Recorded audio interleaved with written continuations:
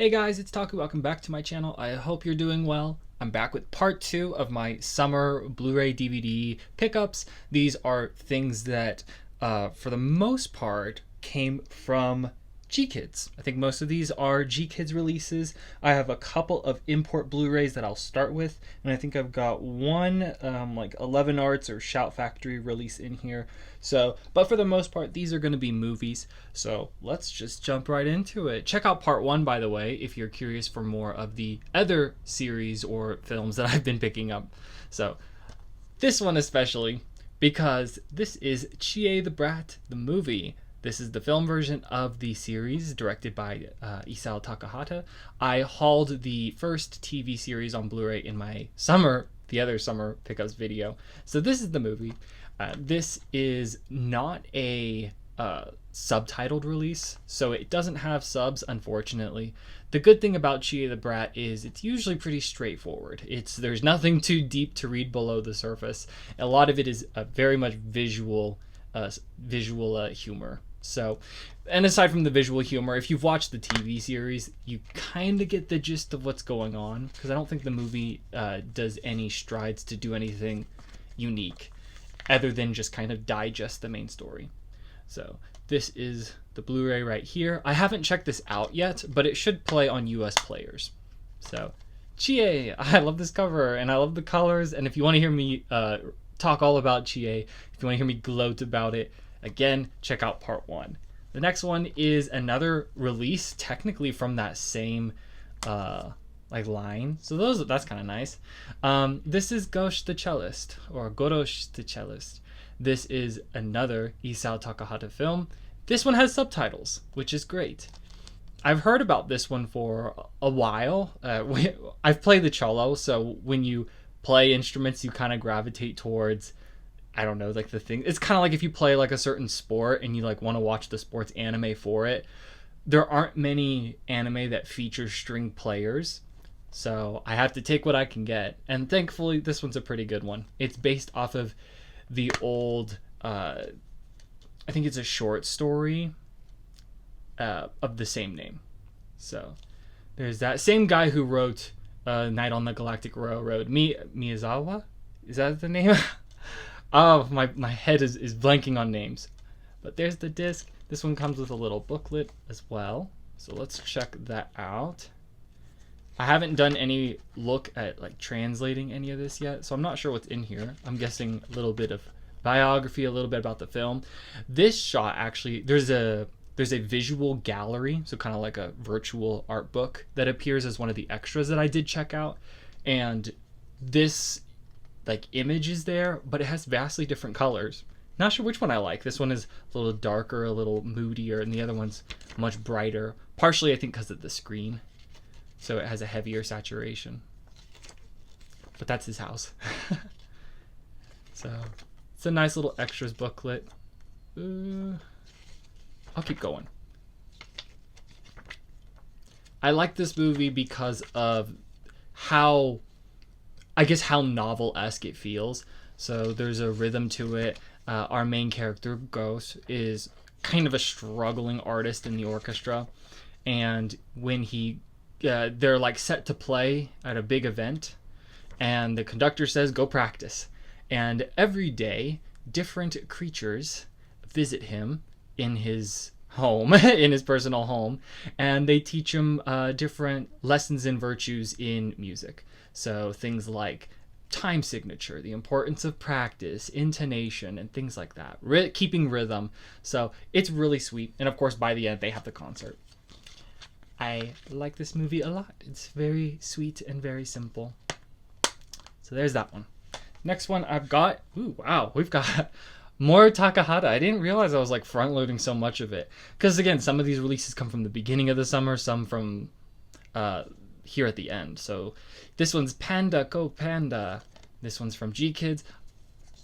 I have not watched this one yet, but if I remember correctly, it's got 2 films in it. So, and I think they're half-length films. They're like 45-minute movies. It says the feature is 71 minutes. So yes, you've got Fuss in the Zoo and then Rainy Day Circus. And Rainy Day Circus is one that I know for sure that Miyazaki worked a lot on. He worked on both of them, but I just remember that one standing out in my memory. So here are the 2 discs. Looks pretty cute. Looks pretty cute. And then the inside is just looks like some cobblestone there. So I would have more to say if I watched this. It's one of the last Takahata things that I needed to pick up to kind of like make up for like that hole in my collection. So that's nice. Another one we've got here is Rona. Can you see a theme here? So this is Rona the Robber's Daughter, directed by Goro Miyazaki. I was hesitating on getting this, and then I was convinced by a friend to pick this up. So this is a CG series. I believe it's got, I think it's 30 episodes? 30 some episodes? I can't remember exactly. And I couldn't tell you too much about it because I really don't know. I just know that it is based off of the novel by Astrid Lindgren. Lindgren? Don't know how to pronounce it. So here's disc 1, disc 2, disc 3, and disc 4. Not sure when I'll get around to watching this. Hopefully sooner rather than later, especially since I've been doing a pretty good job at going through the stack. But underneath you've got a striking visual of character conflict. So, get this one back in here. So that's Rona. Next one I've got is my last little Studio Ghibli catch up for now. This is The Boy and the Heron. Probably should have started with this one, because this is the new release, right? This is from Gkids, and this one is just the Blu-ray DVD. I did not opt for the 4K because I don't have a 4K player. That's fine. And then on the back, I have not actually cracked this open to watch yet. I've looked through the extras that it comes with. I'll show you here in a second. And I might have already, yep, I took out the DVD disc already. So here, because it goes in a separate case that I've got. But here's the Blu-ray with our 2 signature characters on it. I watched The Boy and the Heron in theaters, I believe 3 times. I believe I saw it 3 times in theaters. So every time I watched it too, I walked away with an entirely different impression. And really, impression is the only thing I can give you because it's not like it made more sense as I watched it. Probably have heard that kind of not like criticism, but discussion, is that it's a very interpretive film, I guess. I think you can draw a lot of different meanings out of it, depending on how you watch it, when you watch it, where you watch it. And I enjoyed it, yeah, the 3 times that I saw it. And I'm looking forward to a 4th and a 5th, and however many times this Blu-ray will allow me. Mine did come with the poster, just because I guess I ordered it early enough. So here's this. It's a nice little extra. It's an interesting visual to pick, but it's a nice extra. So there is The Boy and the Heron.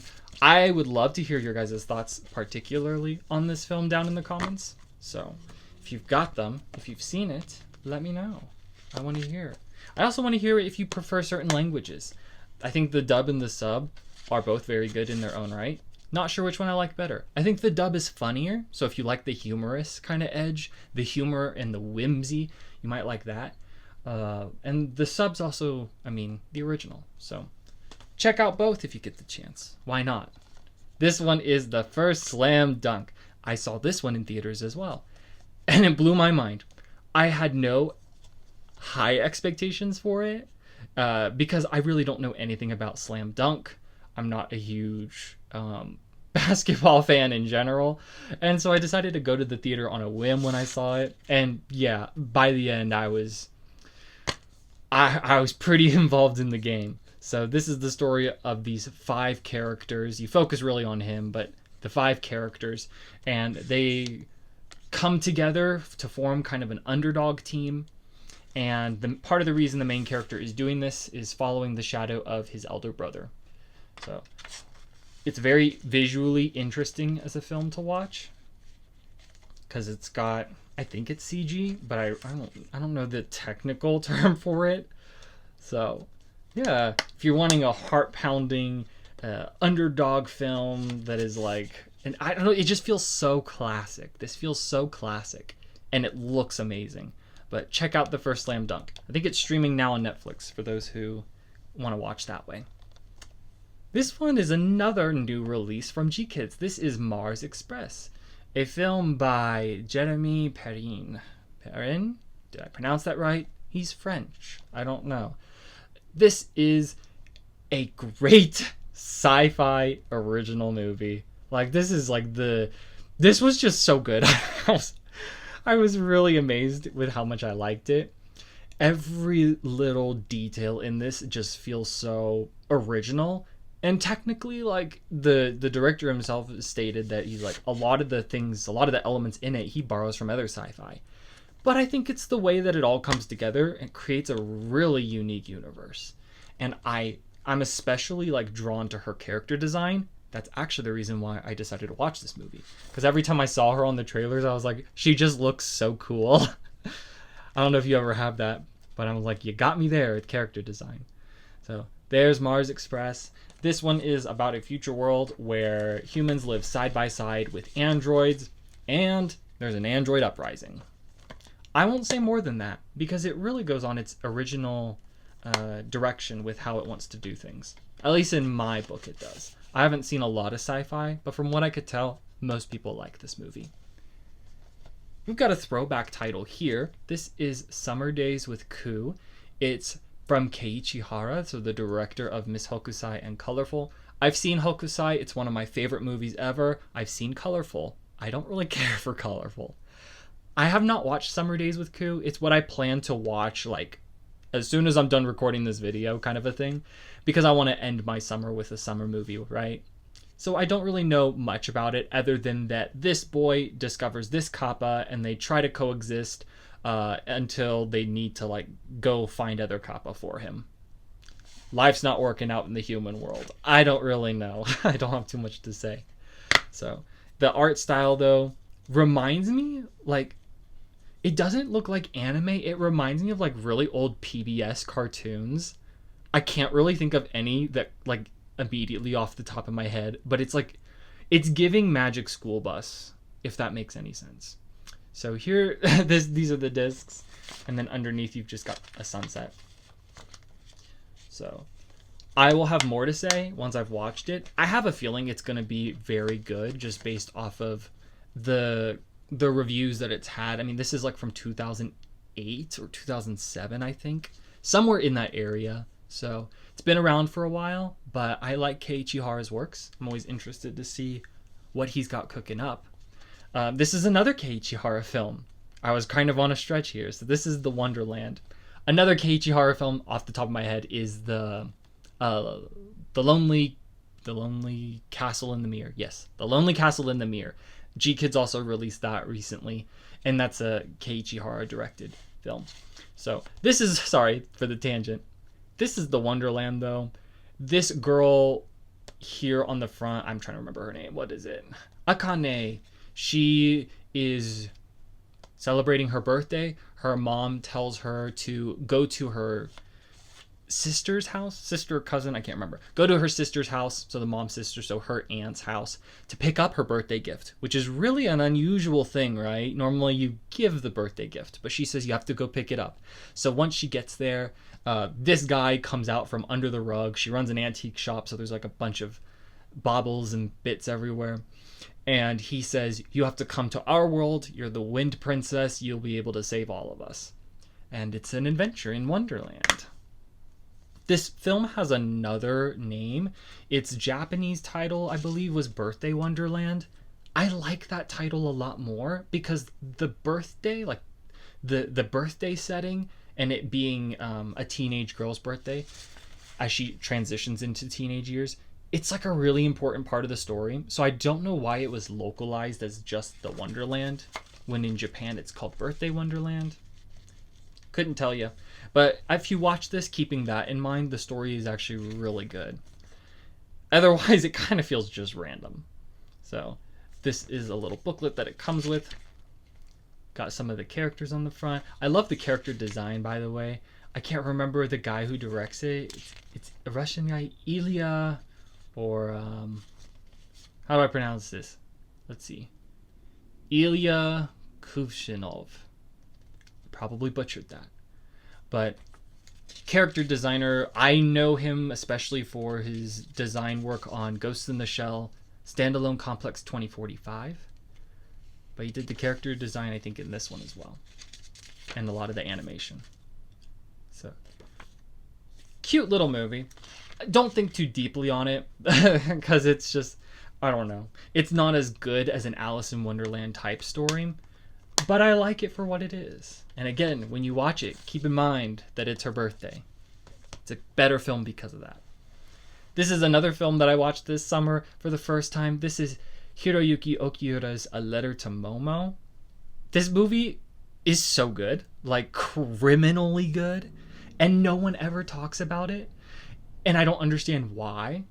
So it's about this girl, Momo, who has a fight with her mom because her dad passed away and they recently have moved back out to island life. The daughter, of course, would much rather live in Tokyo.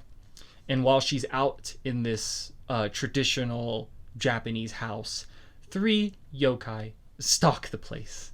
And they can't go back. Oops. Sorry. They can't get spirited along, right? They can't pass into the afterlife until they complete a mission of theirs. So it's a really cute film, so much funnier than I expected.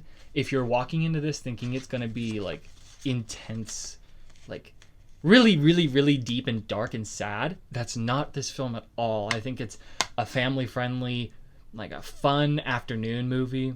It's really sweet. I just enjoyed it so much. And these guys just had me laughing. I watched this one dubbed, and I'm a huge fan. I'm a huge fan of this movie. In fact, if I watched this when I was younger, I would probably call this like one of my favorite movies of all time. So, yeah, check out A Letter to Momo. I hadn't heard much about it. This next one's also funny. This is Ongaku, or Our Sound. This is filmed by Kenji Iwaisawa, and I think this is his longest film so far. The disc here from Gkids includes a bunch of his shorts, 4 short films by Kenji Iwaisawa, and if you think it'll help you understand his style better, check them out. This is a weird movie.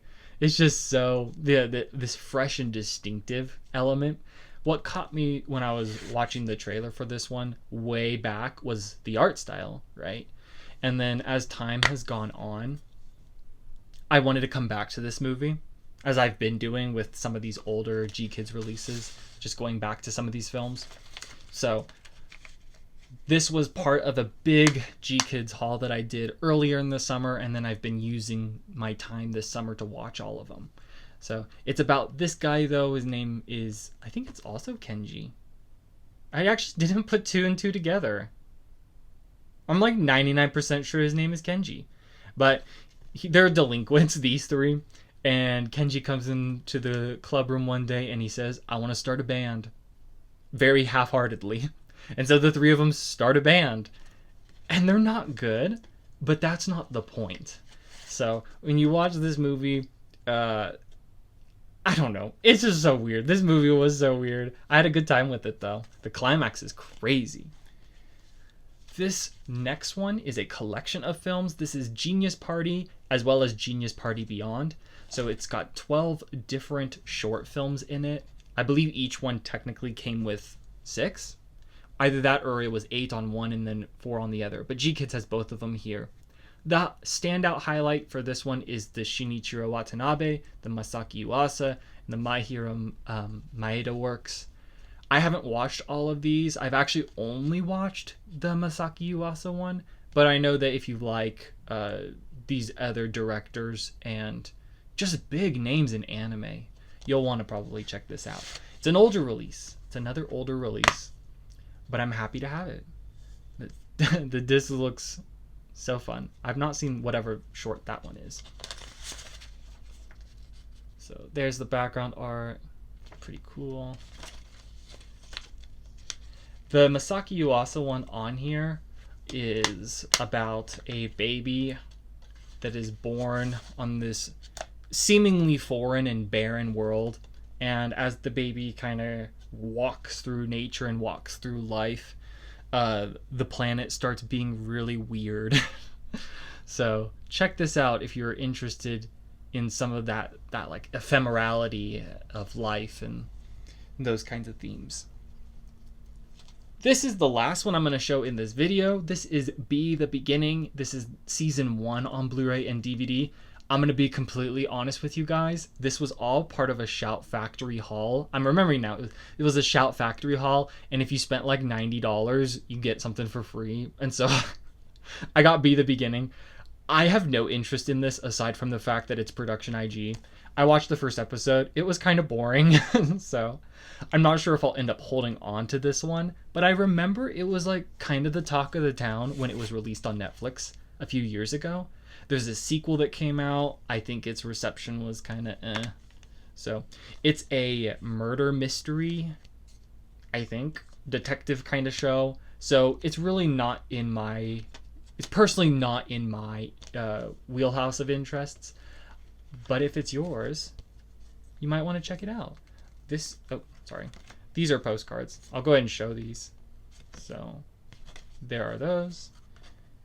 I'm sure it's like fine, because it's rated okay, but this is a mini poster as well, and it looks like it's just the front visual. So I don't know too much otherwise. So anyway, I figured I'd just throw this in this haul just to be thorough with everything. But otherwise, this is everything that I picked up in that Shout Factory haul over the summer. I think this whole stack actually is from that. Even Boy and the Heron. No, Boy and the Heron I think was a Crunchyroll pre-order. So some of these come from a long time ago, but otherwise, this is all of the Gkids stuff. So these are the movies I've been watching throughout the summer. Really awesome stack. I love movies more than anything else. Just being able to sit down and experience something that's takes me to another world, right? So whether it's the Wonderland and it's literally another world, or even just being in, the basketball court or somewhere on Mars, right? So guys, thank you so much for watching this video. Go check out part 1 of my summer anime pickups if you haven't already. Subscribe if you like this kind of content. I guess I never toot my own horn, but subscribe if you like this stuff. We're close to 1,500 subs, I think. So that's pretty cool. Anyway, guys, thanks so much for watching, and till next time.